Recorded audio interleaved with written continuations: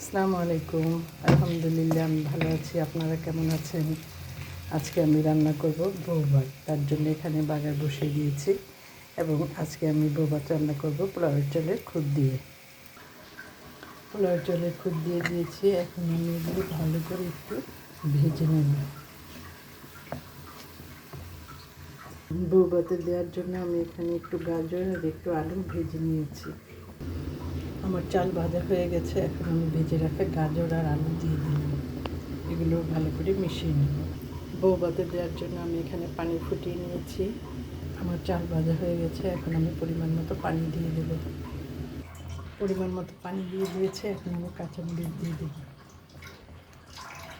ভালো করে বলক আসলে পানিটা যখন চালের সাথে মিশে যাবে, মানে সমান সমান হয়ে যাবে, তখন আমি এটা দমে বসিয়ে দেব।